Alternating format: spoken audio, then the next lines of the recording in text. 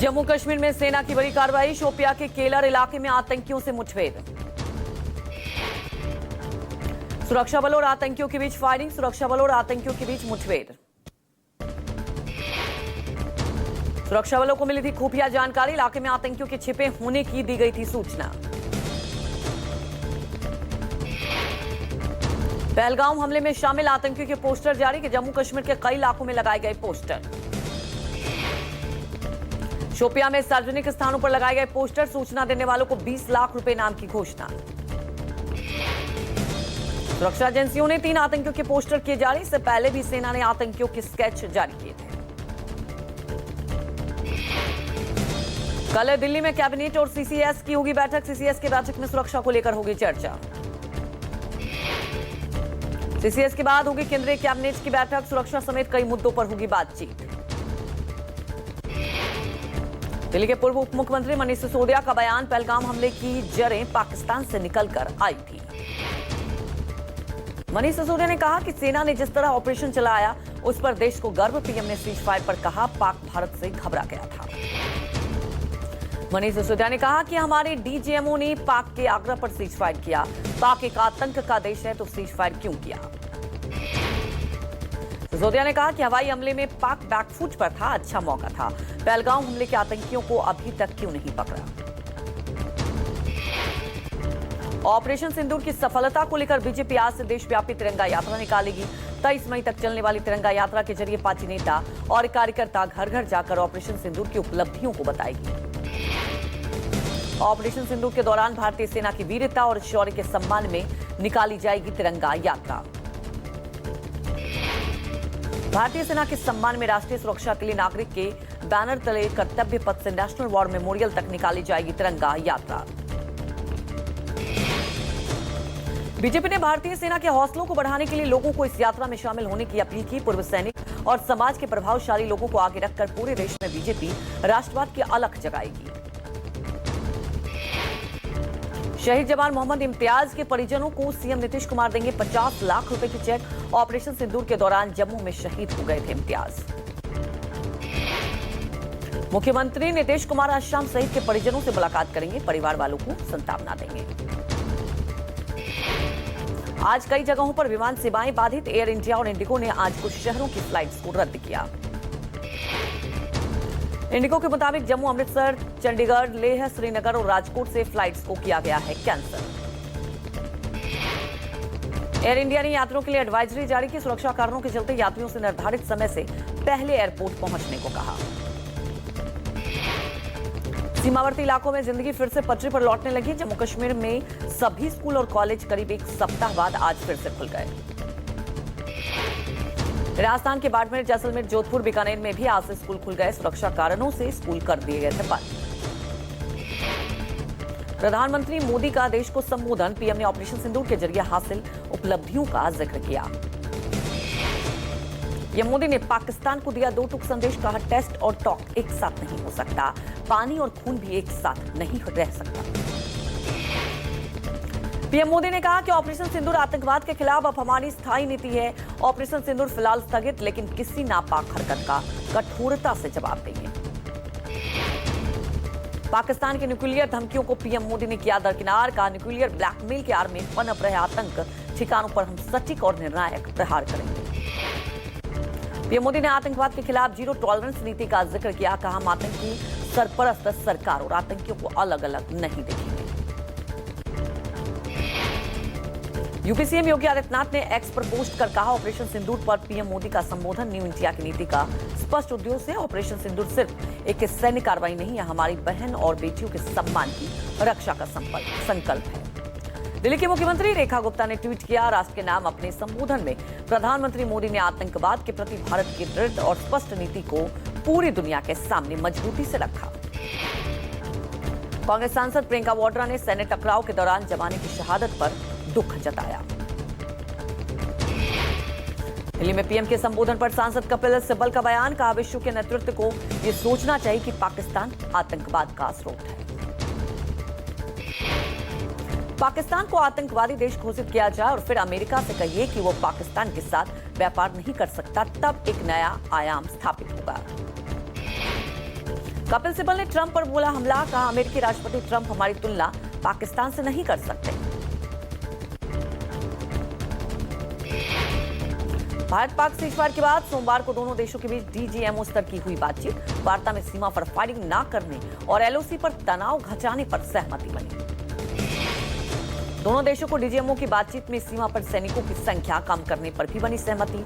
दोनों देश एक दूसरे के प्रति आक्रामक और शत्रुतापूर्ण कार्रवाई नहीं करेंगे। 10 मई को शनिवार को पाकिस्तान के डीजीएमओ ने फोन पर युद्ध विराम की पेशकश की थी, जिसे भारतीय DGMO major general Rajiv Ghai ने स्वीकार किया था। अमेरिकी राष्ट्रपति ट्रंप ने भारत पाकिस्तान के बीच हुए सीजफायर के स्थायी होने का दावा किया। ट्रंप ने कहा कि हम भारत पाकिस्तान दोनों के साथ बहुत सारा व्यापार करने जा रहे हैं। अमेरिकी राष्ट्रपति ट्रंप के व्यापार संबंधी दावों को भारत ने किया खारिज। कहा व्यापार को लेकर दोनों देशों के बीच नहीं हुई कोई बातचीत। व्यापार का उस तरह से उपयोग नहीं किया जैसा मैंने किया। सीएम नीतीश कुमार का आज भागलपुर दौरा। नीतीश कुमार सैंडिस कंपाउंड में आयोजित खेलो इंडिया यूथ गेम्स 2025 के कार्यक्रम में हिस्सा लेंगे। नीतीश कुमार भागलपुर में 208 करोड़ 65 लाख 25 हजार रुपए की लागत से 32 योजनाओं का उद्घाटन करेंगे। मुख्यमंत्री का जगदीशपुर में भी होगा कार्यक्रम। डॉक्टर अंबेडकर समग्र सेवा अभियान के तहत आयोजित विशेष शिविर में लाभुकों से बातचीत करेंगे। पंजाब के अमृतसर में जहरीली शराब का कहर। मजीठा में जहरीली शराब पीने से 14 लोगों की मौत। जहरीली शराब पीने से 6 लोगों की हालत गंभीर, अस्पताल में चल रहा है इन लोगों का इलाज। इस मामले में मुख्य आरोपी परमजीत सिंह समेत 4 लोग गिरफ्तार। सीएम भगवंत मान आज मजीठा का दौरा करेंगे।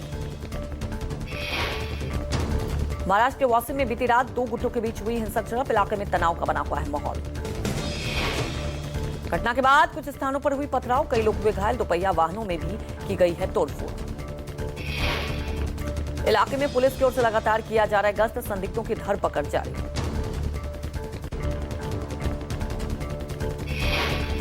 भारत के चीफ जस्टिस संजीव खन्ना का कार्यकाल आज हो रहा है समाप्त। आज चीफ जस्टिस संजीव खन्ना को दी जाएगी विदाई। चीफ जस्टिस के तौर पर संजीव खन्ना ने लिए कई अहम फैसले। सेकुलरिज्म को संविधान की मूल भावना करार देने से लेकर दिए गए कई फैसले। कल 14 मई को जस्टिस बीआर गवई अगले चीफ जस्टिस के तौर पर लेंगे शपथ। बीआर गवई होंगे देश के 52वें मुख्य न्यायाधीश। पाकिस्तान और भारत के बीच सीजफायर के बाद सामना संपादकीय ने बीजेपी पर क्या हमला लिखा। मोदी सरकार ने वीर सावरकर के अखंड भारत के सपने को साकार करने का मौका खो दिया। बीजेपी पर सूत्रों से खबर फैलाने का लगाया आरोप। पीएम ने पाकिस्तान से बाकी कश्मीर की मांग की। लिखा पीओके हमें सौंपेंगे तभी हम पाकिस्तान से बात कर सकते। सीजफायर पर ट्रंप के बयान पर सामना में लिखा अमेरिकी एम्बेसी के सामने प्रेसिडेंट ट्रंप के पुतले जलाने चाहिए। प्रधानमंत्री मोदी और उनकी शिंदे मंडली वीर सावरकर के नाम का राजनीति के लिए कर रहे हैं इस्तेमाल। नकली सावरकर भक्तों ने अखंड भारत के लिए लड़ाई लड़ने वालों सेना की बंदूकों को म्यान में डलवा दिया। कांग्रेस नेता जयराम रमेश ने एक्स पर किया पोस्ट। केंद्र सरकार से करगिल युद्ध के बाद बनाई गई पुनर्वलोकन समिति जैसी पहल करने का जिक्र किया है।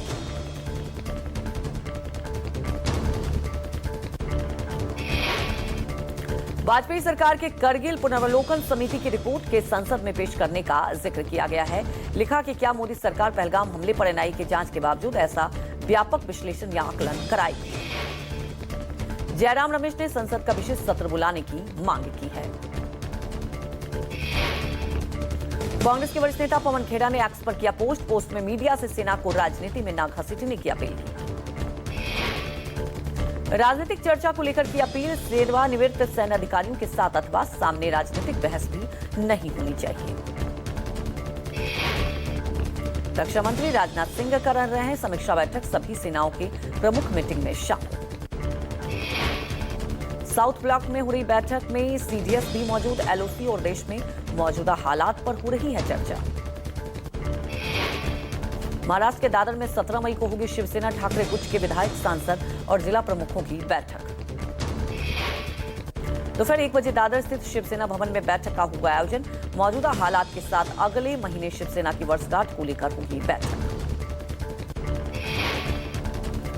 दिल्ली के सीमापुरी में बदमाशों की पुलिस में हुई मुठभेड़। महिला के बैग छीनकर भाग रहे बदमाशों ने पुलिस पर की फायरिंग। ट्रैफिक पुलिस ने लोगों की मदद से 2 बदमाशों को दबोचा। शाहदरा के सीमापुरी में हुई घटना। केसरी वीर से सूरज पंचोली का फिल्मों में कमबैक। आकांक्षा शर्मा करेंगी डेब्यू। बोले इतिहास को पर्दे पर दिखाना गर्व की बात। कॉमेडियन सुनील पाल ने सिंगर राहुल वैद्य पर कसा तंज। बोले उन्हें डॉक्टर के पास जाने की जरूरत, विराट कहां और वो कहां। मंच पर बेहोश हुए तमिल सुपरस्टार विशाल इवेंट के चीफ गेस्ट बने थे। बेहोश होते ही मची अफरा तफरी। युवाओं ने नहीं बताया राष्ट्रपति का नाम तो भड़की कंगना। बोली युद्ध हमें नहीं मारेगा, लेकिन हिटलर जैसे दिमाग वाली पीढ़ी जरूर खत्म कर देगी। फिल्म इंडस्ट्री को इंडस्ट्रियल लिस्ट जेब में रख सकता है। जावेद अख्तर ने बॉलीवुड सेलेब्स के आवाज न उठाने पर कहा, डर रहता है कि ईडी सीबीआई ना आ जाएगी। सेंसेक्स 900 अंक गिरकर 81,500 पर कारोबार कर रहा है। निफ्टी भी करीब 250 अंक लुढ़का। कल बाजार में रही थी 2,975 अंक की तेजी। पीवीआर आइनॉक्स को चौथी तिमाही में 125 करोड़ का हुआ घाटा। रेवेन्यू 1,250 करोड़ रहा। चौथी तिमाही के नतीजों के बाद रिलायंस पावर 11% चढ़ा और जनवरी मार्च के 126 करोड़ का प्रॉफिट हुआ। सोलर एनर्जी का ऑर्डर भी मिला। ब्लू चिप फंड्स ने 1 साल में दिया 16% का रिटर्न। बाजार में उतार चढ़ाव के बीच इसमें निवेश कम रिस्की। भारत पाक सीजफायर के बाद 2,975 अंक चढ़ा सेंसेक्स। इस साल की सबसे बड़ी तेजी। ट्रंप को गिफ्ट में 3400 करोड़ का प्लेन मिलेगा। ट्रंप को दुनिया का सबसे महंगा गिफ्ट दे रहा है कतर। मिडिल ईस्ट के दौरे पर आज सऊदी पहुंचेंगे ट्रंप। राष्ट्रपति बनने के बाद ट्रंप की पहली आधिकारिक विदेश यात्रा। अमेरिका चीन में हुई ट्रेड डील। दोनों ने 115% टैरिफ घटाया। अब यूएस 30% और चीन 10% टैरिफ एक दूसरे पर लगाएंगे। जेलेंस्की बोले तुर्की में पुतिन का इंतजार करूंगा। रूसी राष्ट्रपति ने यूक्रेन को सीधी बातचीत का ऑफर दिया था। ट्रंप की पत्नी दूसरे कार्यकाल में 14 दिन साथ रही। मेलानिया बोली मां की जिम्मेदारी निभाना पहली प्राथमिकता। आईपीएल 2025 का नया शेड्यूल जारी। बेंगलोर कोलकाता मैच से होगी शुरुआत। 17 मई से 3 जून तक होंगे कुल 17 मैच। कोहली ने टेस्ट क्रिकेट को कहा अलविदा। बीसीसीआई ने लिखा, थैंक यू विराट, एक युग का अंत, विरासत जारी रहेगी। बेस्ट फ्रेंड डिविलियर्स बोले सच्चा लेजेंड। रोहित वनडे करियर को लेकर बोले, टीम की मदद ना कर पाने की स्थिति में संन्यास ले लूंगा। 7 मई को टेस्ट से संन्यास लिया था।